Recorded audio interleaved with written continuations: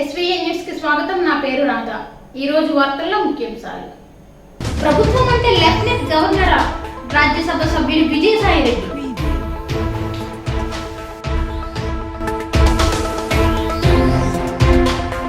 ఈ నెల 26 తలపెట్టిన కేంద్ర ప్రభుత్వం చేపట్టిన బంద్ విజయవంతం చేయాలి.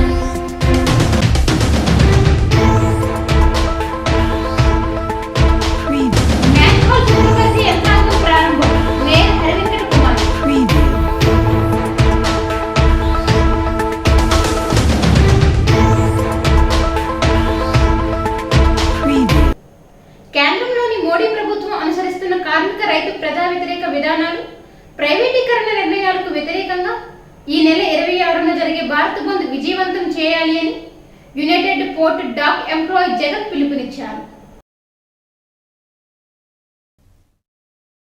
తగ్గడం కోసం రేపు జరుగుతున్న బంద్ బంగారు బాతులను ప్రభుత్వ రంగాన్ని ప్రైవేటీకరణ చేయాలని చెప్పేసి మోడీ చూస్తుంది.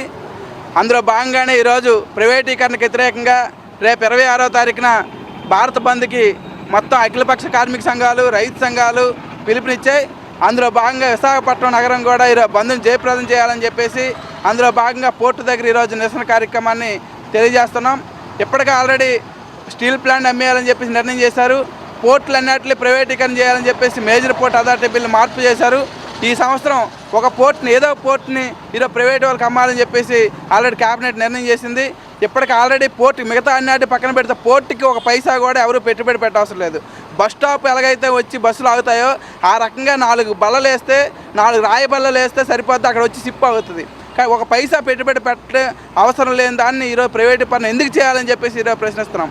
ఎందుకంటే ఒక బల్ల వేస్తే సార్ సిప్ వచ్చి ఆగుతుంది, ఆటోమేటిక్గా అన్లోడింగ్ లోడింగ్ జరుగుతాయి.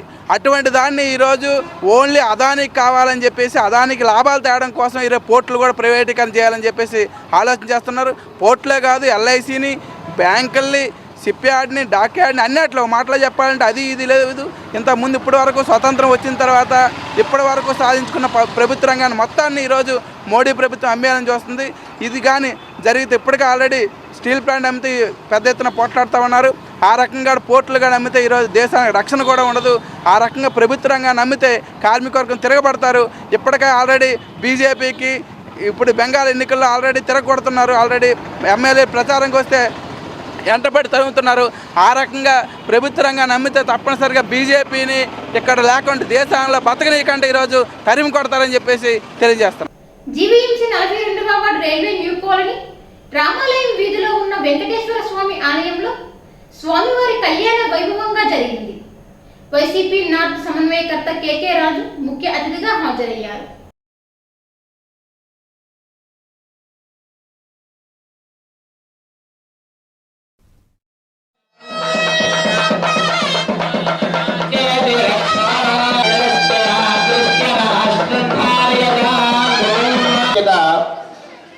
పార్వతీదేవి, సీతాదేవి మన సనాతన ధర్మాన్ని శ్రీ మహావిష్ణు సూర్య మహారాజు వల్ల సమస్త భక్త జనాంగా కూడా వేస్తున్నారు.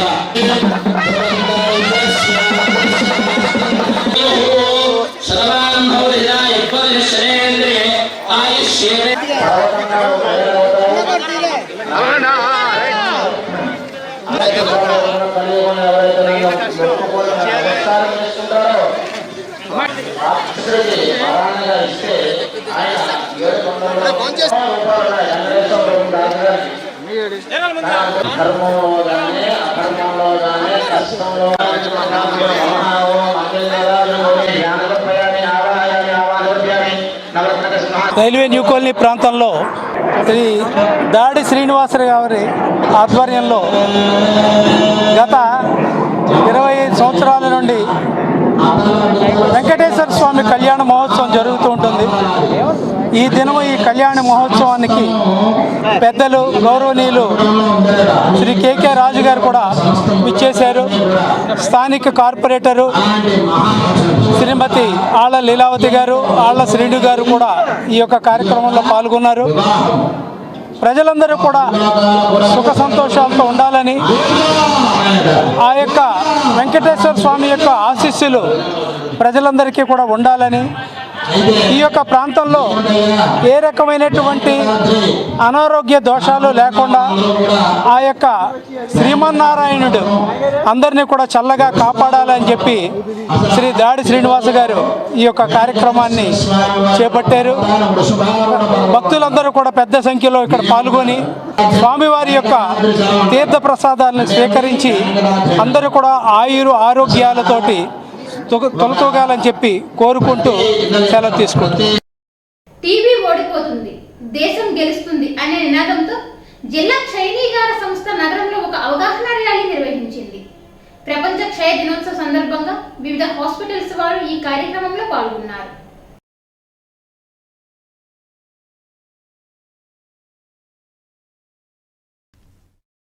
ప్రధానమైన కారణం ఏంటంటే టీబీ పట్ల ప్రజలందరికీ అవగాహన కల్పించటం, డాక్టర్లు అలాగే హెల్త్ కేర్ వర్కర్స్ అందరికీ అప్రమత్తంగా ఉంచటం, ప్రపంచవ్యాప్తంగా 2030 కల్లా ఈ టీబీని అంతం చేయాలనే ఉద్దేశం అయితే మన భారతదేశంలో గౌరవ ప్రధానమంత్రి గారు మనకి 2025కే మనం టీబీని అంతం చేయాలి అని ఒక దృఢ సంకల్పంతో మనందరికీ పిలుపునిచ్చారు.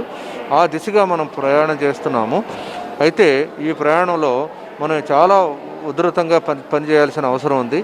అప్పుడే మనకి ఈ టీబీ 2025కి భారతదేశం నుంచి మనం పూర్తిగా తొలగించగలం. అయితే 24 మార్చి ఎందుకనంటే ఈరోజు రాబర్ట్ కాక్ అనే మహనీయుడు ఎవరైతే ఈ టీబీకి కారణం కనుక్కున్నాడో ఆయన జయంతి ఈరోజు. అందువల్ల ప్రపంచవ్యాప్తంగా ఈరోజు టీబీ డే అనేది మనం సెలబ్రేట్ చేసుకుంటాము. అయితే ఈరోజు విశాఖపట్నంలో డిఎంఎన్హెచ్ఓ అలాగే మన జిల్లా టీబీ నియంత్రణ అధికారి అలాగే principal Andhra medical college superintendent KGH అంతా కూడా సంయుక్తంగా ఒక పెద్ద ర్యాలీని మనం నిర్వహించాం. మన ద్రోణరాజు సర్కిల్ నుంచి ఊడా చిల్డ్రన్స్ థియేటర్ వరకు కూడా ర్యాలీ నిర్వహించాం. ఇందులో వేలాది మందిగా విద్యార్థులు అలాగే మన ప్రొఫెషనల్స్ అందరూ కూడా డాక్టర్లు పారామెడికల్ స్టాఫ్ వీళ్ళందరూ పాల్గొన్నారు. దీని ప్రధానమైన ఉద్దేశం ఏంటంటే ప్రజలందరికీ అవగాహన కల్పించటం, మనందరూ మరొక్కసారి దృఢ సంకల్పంతో టీబీని 2025 కల్లా అంతం చేయాలి భారతదేశంలో అని ఈ రకరకాల కార్యక్రమాలు చేపట్టాము. ఊడా చిల్డ్రన్స్ థియేటర్లో ఇప్పుడు ఈ టీబీని అంతం చేయటంలో ముఖ్య భూమిక పోషించిన వాళ్ళందరికీ కూడా ఈరోజున ఇక్కడ సన్మాన కార్యక్రమం వాళ్ళందరినీ కూడా అభినందించడం జరుగుతుంది. ఇది అయిపోయిన తర్వాత ఆంధ్ర వైద్య కళాశాలలో టీబీలో వచ్చే మార్పులు ఏంటి అనేది మధ్యాహ్నం 2 గంటల సేపు చర్చ జరుగుతుంది. ఆ చర్చలో ఆంధ్ర వైద్య కళాశాల విద్యార్థులతో సహా అక్కడ పనిచేసే ప్రముఖులందరూ కూడా డాక్టర్లందరూ కూడా పాల్గొంటారు. దీనివలన టీబీలో వచ్చిన ట్రీట్మెంట్లో వచ్చిన కొత్త పోకడలేంటి, మనం డ్రగ్ రెసిస్టెంట్ టీబీ దానికి తీసుకోవాల్సిన చర్యలేంటి, ఇలాంటివన్నీ కూడా అక్కడ చర్చించడం జరుగుతుంది. ఇది ఒక గొప్ప ముందడుగు కింద నేను భావిస్తున్నాను. ఎప్పటికప్పుడు మనం ప్రజలనే కాకుండా మన హెల్త్ కేర్ వర్కర్స్ని కూడా అప్రమత్తం చేసి ఈ టీబీని మనం అందరూ అంతం చేయాలి అనే దృఢ సంకల్పంతో ఉండాలి. ప్రతి వాళ్ళు గుర్తుంచుకోవాల్సింది 2 వారాలు పైబడి ఎవరికైనా కూడా దగ్గు వస్తే కనుక ఖచ్చితంగా వాళ్ళందరూ హాస్పిటల్కి వెళ్ళాలి. ఎక్స్రే గట్రా తీసి వాళ్ళకి టీబీ ఉందో లేదో పరీక్షలు చేసి నిర్ధారణ చేస్తారు. ఒకసారి నిర్ధారణ అయిన తర్వాత మందులు వేసుకోవాలి, మందుల్ని మధ్యలో ఆపకూడదు. ఇవన్నీ కూడా పాటించాలని చెప్పేసి ప్రతి వాళ్ళకి దిశానిర్దేశం చేయడానికి మనం ఇలాంటి రకరకాల కార్యక్రమాలను వాళ్ళు ఏర్పాటు చేసుకోవడం జరుగుతుంది. నాకు పూర్తిగా నమ్మకం ఉంది 2025 కల్లా మనం ఈ భూమి మీద మన ఆంధ్రప్రదేశే కాకుండా భారతదేశం యావత్తు ఈ గోల్ని మనం అచీవ్ చేస్తామని అలాగే టీబీని అంతం చేస్తామని నాకు పూర్తిగా నమ్మకం ఉంది. అందుకే మరొకసారి ప్రజలందరికీ విజ్ఞప్తి, కోవిడ్ కోసం మనం ఎలా అయితే మాస్కులు ధరిస్తున్నామో ఈ మాస్కులు ధరించడం వలన టీబీ కూడా తగ్గే అవకాశం ఉంది. ఎవరైనా దగ్గినప్పుడు ఒక వ్యక్తి నుంచి ఇంకో వ్యక్తికి ఈ డ్రాప్లెట్స్ ద్వారా కోవిడ్ ఎలా అయితే సోకుతుందో మన టీబీ కూడా అలాగే సోకుతుంది. కాబట్టి కోవిడ్ నుంచి రక్షణ పొందితే దానివల్ల టీబీ నుంచి కూడా రక్షణ పొందే అవకాశం ఉంది. కాబట్టి ప్రతి వాళ్ళు విధిగా మాస్కులు వేసుకోమని మేము విజ్ఞప్తి చేస్తున్నాము. మీరు చూసుంటారు ఈ మాస్క్ మీద మనం టీబీ అంతం చేస్తాము 2025 వరకు అని చెప్పేసి ఆ ఉన్న మాస్కులు మేమంతా వేసుకుని ఈరోజు ప్రజలందరికీ ఒక మెసేజ్ ఇవ్వదలుచుకున్నాము. ఇది ప్రజలందరూ గమనించి అధికారులతోనూ డాక్టర్లతోనూ ఈ ఆరోగ్య కార్యకర్తలతోనూ సహకరించి టీబీని అంతం చేయడానికి ప్రతిజ్ఞ పూనాలని చెప్పేసి కోరుకుంటున్నాను. నమస్కారం. బుధవారం ఉదయం జీవీఎంసీ ఆధ్వర్యంలో అక్కయ్యపాలెం షాదీఖానా కళ్యాణ మండపంలో ఈ యంత్రాంగాన్ని ప్రారంభించారు. మేయర్ గొలగాని హరివెంకట కుమారి, ఉత్తర నియోజకవర్గ సమన్వయకర్త కేకే రాజు దీనిని ప్రారంభించారు.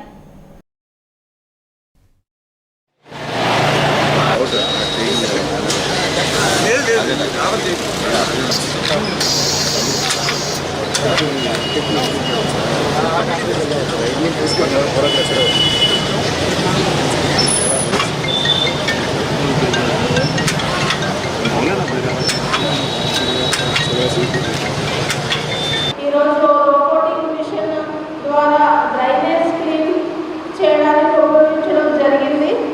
దీని యొక్క కాస్ట్ 45 లక్షలు. ఇది ఓఎల్జీ వాళ్ళు లాంచ్ చేశారు. దీని ద్వారా ప్రజలకి ఎంతో అనువైన విధంగా పారిశుద్ధ్య కార్మికులకు కూడా ఎంతో అనువుగా ఈ మిషన్ రావడం జరిగింది. ఇలాగే కొత్త కొత్త ప్రాజెక్టులు తీసుకొచ్చి విశాఖ నగరాన్ని అభివృద్ధికి జీవీఎంసీ ద్వారా కూడా కృషి చేస్తాము. జగన్మోహన్ రెడ్డి గారి ఆశీస్సులతో కూడా మేము ముందుకు వెళ్తామని సభాముఖంగా తెలియజేస్తున్నాము. మనం బ్లాకేజ్ అండర్ గ్రౌండ్ డ్రైనేజ్లో బ్లాకేజ్ ఏదైతే మనం క్లీనింగ్ చేస్తున్నామో ఆ బ్లాకేజ్ తీసినప్పుడు ఇందులో రిపోర్ట్ ఇవ్వడం జరిగింది. ప్రతి 5 రోజులకి కూడా ఒక కార్మికుడు చనిపోతున్నాడని రిపోర్ట్ ఇవ్వడం జరిగింది. అంతేకాకుండా టెక్నాలజీ పెరిగిన తర్వాత కూడా ఏదైతే ఈ వ్యవస్థలో సిస్టంలో ఒక టెక్నాలజీ యూజ్ చేసుకుని ప్రాణాపాయం కాపాడటంతో పాటు కార్మికుల యొక్క కార్మికుల యొక్క ఆరోగ్యాన్ని కాపాడాల్సిన బాధ్యత కూడా మనపై ఉంది. కాబట్టి ఇలాంటి టెక్నాలజీ యూజ్ చేసుకుని వారి ఆరోగ్యాన్ని కాపాడే విషయంలో కానీ అంతేకాకుండా టైం కూడా దీనివల్ల మనకి టైం కూడా సేవ్ అవుతుంది. తద్వారా మన విశాఖపట్నం నగరాన్ని పరిశుభ్రంగా ఉంచుకునే అవకాశం కలుగుతుంది.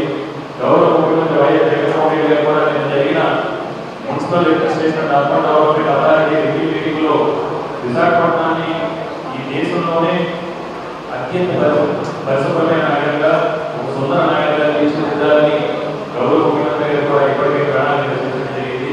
కాబట్టి మనందరం కూడా ముఖ్యమంత్రి గారి ఆలోచన అనుగుణంగా ఈ జీవీఎంసీని, ఈ కార్పొరేషన్ లిమిట్స్ని, ఈ నగరాన్ని దేశంలోనే నెంబర్ ఒక విశ్వనగరంగా అభివృద్ధి చేసుకోవాలంటే అన్ని రంగాల్లో కూడా పారిశుద్ధ్య రంగంలో కానీ పర్యాటక రంగంలో కానీ అన్ని రంగాల్లో కూడా మనందరూ కూడా చేయించి కలిపి ఐక్యతతో పనిచేసి ముఖ్యమంత్రి గారి ఆలోచనల్ని లక్ష్యాన్ని కూడా మనం చేరుకోవాలని ఈ సందర్భంగా మీ అందరూ కూడా తెలియజేసుకుంటూ నా వాటిలో కూడా జరగడం నా అదృష్టంగా భావిస్తాను. ఎందుకంటే మరి మేయర్ గారు, కేకే రాజు గారు చేతుల మీద కూడా నా ఫస్ట్ ఈ భాగం కింద ఏదైతే ధర్మగిరి సిటీకి సంబంధించిందైనా మరి భాగంలో మరి ఇక్కడ జరగడం కూడా చాలా మంచి శోభనాన్ని మరి ఈ విశ్వ ఫ్యామిలీ ఇప్పుడే చెప్పారు దర్శి గారు. మరి మనసులో అక్కడ తీసుకుంటే 240 మంది చనిపోయారని చెప్పి మరి అలాంటి లేకుండా మరి ఇలాంటి మిషన్ ద్వారా ఈ కార్యక్రమాలు చేయాలని చెప్పి దానికి మరి ఇలాంటి చాలా అదృష్టంగా భావిస్తూ మరి సెలవు తీసుకుంటాను. ఆర్టీసీలో పొరుగు సేవలు కార్మికులను విధుల్లోకి తీసుకోవాలి అని APS RTC contract outsourcing union ఆధ్వర్యంలో బుధవారం ఆర్ఎం కార్యాలయం వద్ద ఆందోళన నిర్వహించారు.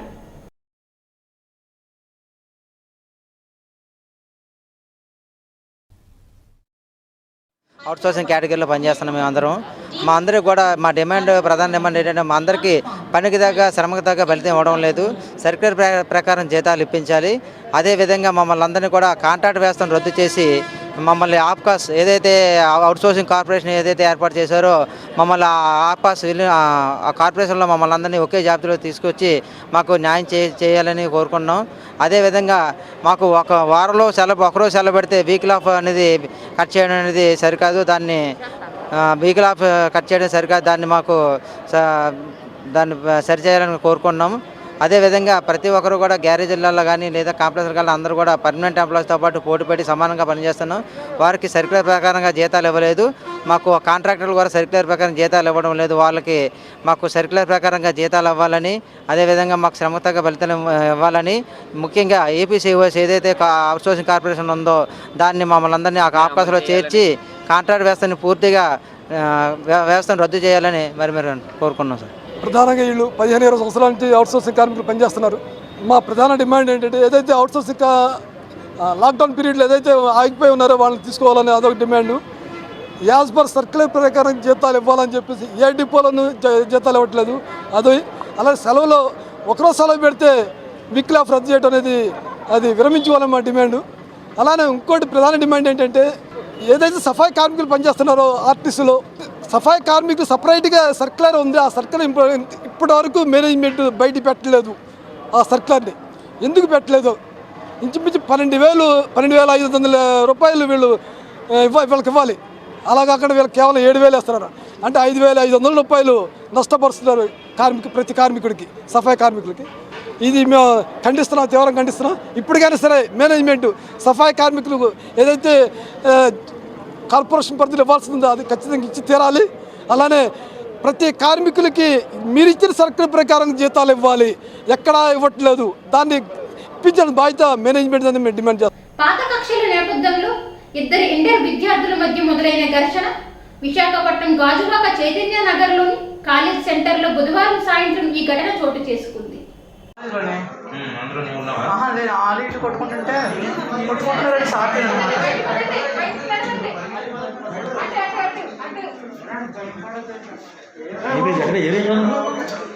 Shri Chaitanya college second year.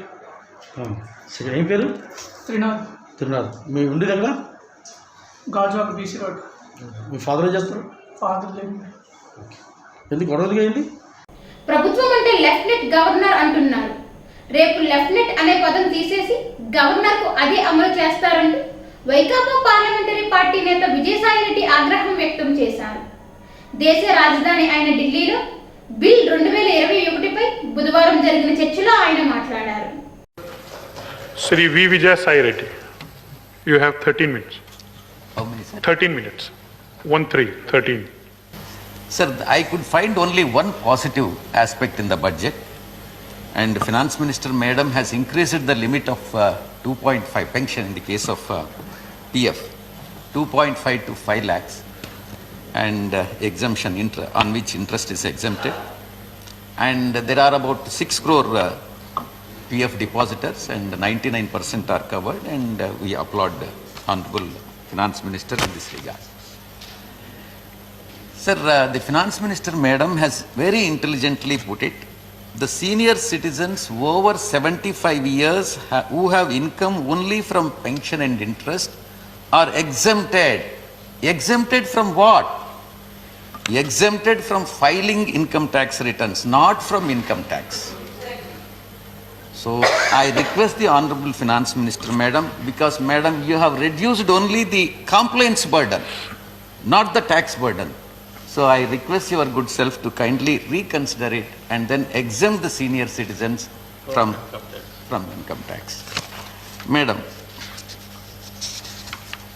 the finance bill proposes to make the income tax appellate tribunal faceless, virtual. Okay. All hearings will be either, if necessary, would be either virtual, and only documents can be presented and evidences could be submitted, and thereafter the cases would be decided. But I would like to bring to the notice of the Honorable Finance Minister Madam that personal hearing is the basic stepping stone in the process of delivering well-reasoned and judicious ruling. Madam, this is not at all advisable, Madam. The Supreme Court, in the case of Iswar Iyer versus Registrar, emphasized the importance of oral hearing. I mean, written submissions could be made. It is an option that has been given.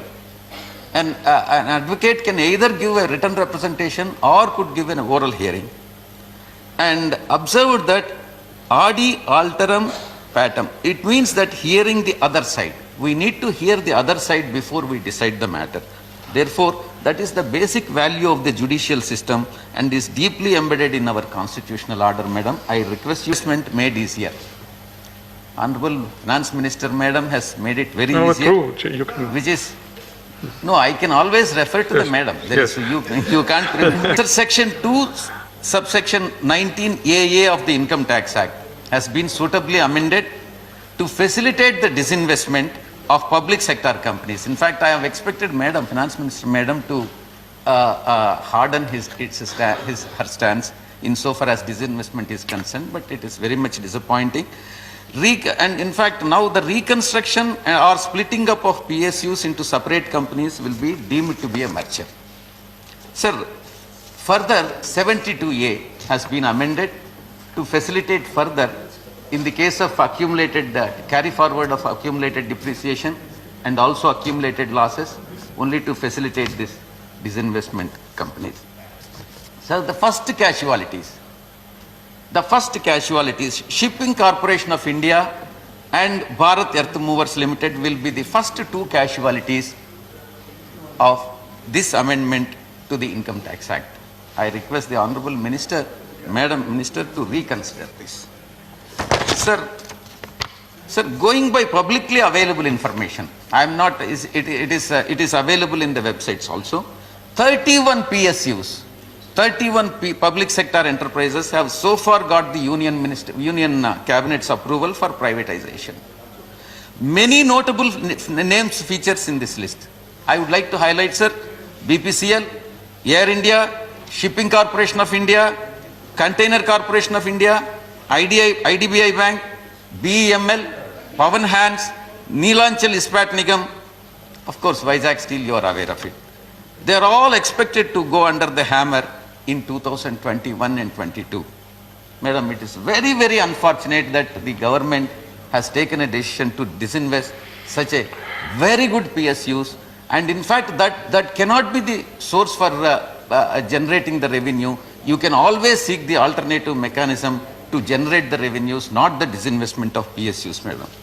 Madam, in fact, it has been 40 days, since 40 days, Vizag Steel Plant employees have been agitating, and government just not bothered about them. And Vizag Steel Plant is another steel plant, is a steel plant. It was realized after sacrificing 32 lives. And steel plant was making profit from 2002 to 2015.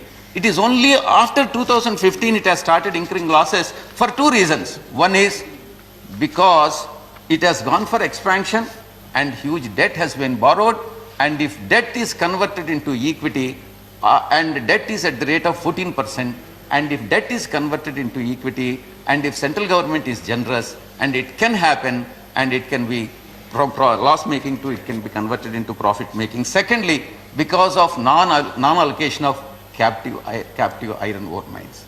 It is in the hands of mining ministry, central government. It is in the hands of the madam. So madam can always allocate the captive mines and also convert the debt, and this company will convert into from loss making into profit making. There is absolutely no necessity whatsoever to privatize this Vizag Steel Plant, sir. Sir, and further 2 years moratorium for interest burden also can be considered in the interest of the public. Sir, therefore, my slogan, our slogan, it is the pride of Andhra Pradesh. It is the sentiment of the people of Andhra Pradesh. Vishaka Ukku is Andhra Hakku is the slogan. I request the madam, in fact, madam is the daughter-in-law of Andhra Pradesh, and madam knows sentiment of the people of Andhra Pradesh. I request the Honorable Finance Minister, madam, to kindly reconsider the privatization of Vizag Steel. Madam FM will aware, in fact, madam is aware, as I have told, she is daughter-in-law of Andhra Pradesh. South Indian women particularly, they won't sell the gold. They won't sell the family gold. Never in the case of women. In fact, madam has decided to sell the gold of Andhra Pradesh, that is Navaratna PSU of Visakhapatnam Steel Plant, which is very, very unfortunate. It is the sentiment. So I request the Honorable Madam to reconsider. Sir, the central government has the target of 1.5 lakh crore disinvestment next year. As I have told, as I have pointed out, simply selling it PSUs is not the solution. Rather selling the public sector undertakings formed over years. In fact, when steel plant was formed, probably myself and madam were all studying in the colleges. It is the great effort of many people and that have gone into the PSUs, and because of that we are inherited to that. ఈ నెల 26న తలపెట్టి కేంద్ర ప్రభుత్వం చేపట్టిన వ్యతిరేకంగా భారత్ బంద్ నిర్వహించాలి అని ఇచ్చిన పిలుపుకు వ్యాపార సంఘాలు దేశవ్యాప్తంగా కార్మిక సంఘాలు గాని ట్రాన్స్పోర్టర్లు గాని అందరూ కలిసి పెద్ద ఎత్తున మద్దతు పలుకుతారని మంత్రి పెర్ని నాని మీడియాకు వెల్లడించారు. దేశవ్యాప్తంగా ఆందోళన కొనసాగిస్తూ కేంద్ర ప్రభుత్వం చేసినటువంటి 3 వ్యవసాయ చట్టాలను సంబంధించి వెనక్కి తీసుకున్న నేపథ్యంలో వ్యవసాయ సంఘాలన్నీ కూడా ఈ నెల 26వ తారీఖున భారత్ బంద్ నిర్వహించాలని చెప్పని పిలుపునిచ్చాయి. అది మనందరికీ తెలిసిన విషయమే. దేశవ్యాప్తంగా రైతు సంఘాలన్నీ ఈ నెల 26వ తారీఖున తలపెట్టినటువంటి అంటే కేంద్ర ప్రభుత్వం చేసినటువంటి 3 వ్యవసాయ చట్టాలకు వ్యతిరేకంగా భారత్ బంద్ నిర్వహించాలని చెప్పని ఇచ్చిన పిలుపుకి వ్యాపార సంఘాలు కానీ దేశవ్యాప్తంగా కార్మిక సంఘాలు కానీ అలాగే ట్రాన్స్పోర్టర్లు కానీ ఈ లారీ యజమానులు కానీ ఈ గూడ్స్ వెహికల్స్ నడిపేటువంటి ఓనర్లందరూ కానీ వారందరూ కూడా వివిధ వర్గాల నుంచి పెద్ద ఎత్తున మద్దతు కూడా వ్యక్తమవుతున్న సంగతి మనందరికీ తెలిసిందే. అలాగే విశాఖపట్నంలో స్టీల్ ప్లాంట్ని ప్రైవేటీకరణ చేయవద్దు అని చెప్పని ఆంధ్ర రాష్ట్ర వ్యాప్తంగా ప్రజలు కానీ ప్రభుత్వం కానీ కేంద్రానికి తమ నిరసన తెలియజేస్తున్నప్పటికి కూడా సాక్షాత్తు పార్లమెంట్లోనే కేంద్ర ప్రభుత్వం మేము విశాఖపట్నం స్టీల్ ఫ్యాక్టరీని ప్రైవేటీకరణ చేస్తామని చెప్పని మొండిగా మాట్లాడుతున్నప్పటికి కూడా ఎక్కడా కూడా ప్రభుత్వం కానీ వైఎస్ఆర్ కాంగ్రెస్ పార్టీ కానీ అలాగే విశాఖ ఉక్కు కార్మిక సంఘాలు కానీ వెనక్కి తగ్గకుండా విశాఖ ఉక్కుని ఆంధ్రుల హక్కుగా ఇది దేశ ప్రజల ఆస్తిగా నిలబెట్టేదానికి చేస్తున్నటువంటి ప్రయత్నంలో భాగంగా అదే రేపు 26వ తారీఖున భారత్ బంద్కి పిలుపునిచ్చినటువంటి విశాఖపట్నం ఉక్కు కార్మికుల యొక్క పిలుపు మేరకు అలాగే సిపిఎం పార్టీ కూడా సిపిఎం కానీ ఇలాంటి కమ్యూనిస్ట్ రాజకీయ పార్టీలు కూడా విశాఖపట్నం ఉక్కు కార్మికులు ఇచ్చినటువంటి భారత్ బంద్కు మద్దతునివ్వటం అలాగే వారు ప్రభుత్వాన్ని కూడా కలిసి మద్దతు కూడా అడగటం జరిగింది. విశాఖ ఉక్కుని పూర్తిగా ప్రైవేటీకరణ చేసేదాన్ని సంపూర్ణంగా వ్యతిరేకిస్తూ రాష్ట్ర ముఖ్యమంత్రి వైఎస్ జగన్మోహన్ రెడ్డి గారు ప్రత్యామ్నాయాలను ఇప్పటికే సూచించినప్పటికీ కూడా కేంద్ర ప్రభుత్వం పెడుతున్న సంగతి మనందరికీ తెలిసిందే.